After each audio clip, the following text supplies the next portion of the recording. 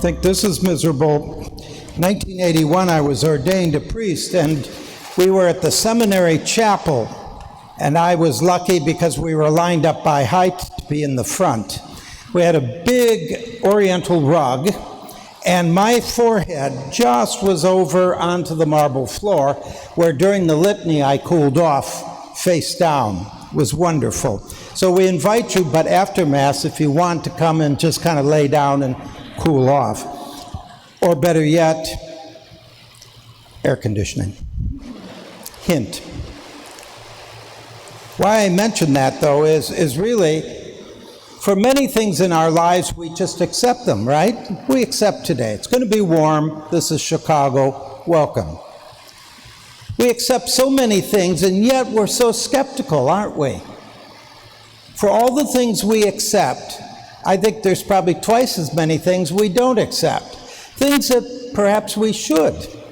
Today's feast of the body and blood of Christ is one of those things that perhaps we're skeptical about. Oh, I think we all agree it's a wonderful and marvelous symbol of Christ's love for us, of his constant care, and the use of the metaphor of feeding us is a way to continue his presence. But we don't hold that. It's not just a symbol. Now, our problem is we don't know what miracles are anymore. We've gotten too skeptical. We're a little like the doubting Thomas.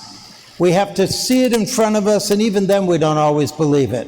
Could be a great sleight of hand. Was Jesus a magnificent magician? Now, what was wrong with that story that we heard in the gospel? There are a couple problems with it. One, they don't mention how many women and children were there. Two, why would Jesus have a whole crowd in a very deserted area? They obviously had to walk there, so it couldn't have been that deserted. And then finally, where did those wicker baskets come from? Who was planning the picnic?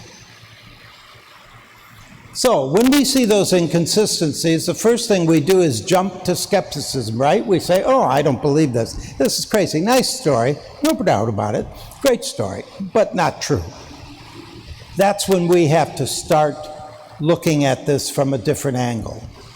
Those people went believing in Jesus. They knew whatever happened in that encounter with him was going to be incredible, fantastic. Fantastic in the sense that it would be almost unbelievable. From a skeptical standpoint, the facts, this would just defy all of that. They came believing. Now the question for us is, when we come here, do we come believing? Do we have to be hit over the heads? Do we have to be hit by lightning before we believe that Jesus is truly present to us? Not only in each of us, but here at the altar when we call upon him to be present in the bread and wine.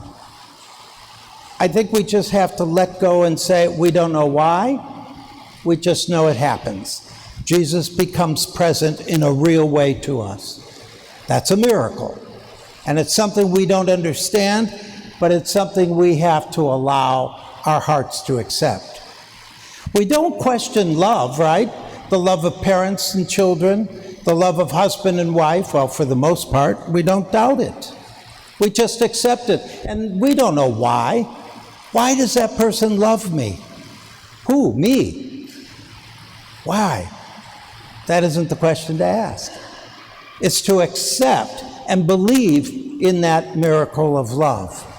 And so today, we perhaps need to come into church believing. And once we're believers, we will find that this mystery of the body and blood of Christ, found in the Eucharist, will no longer befuddle us, will no longer be an obstacle to our rational minds, but instead will become a moment of great joy and open our hearts to even deeper and deeper mysteries of our faith.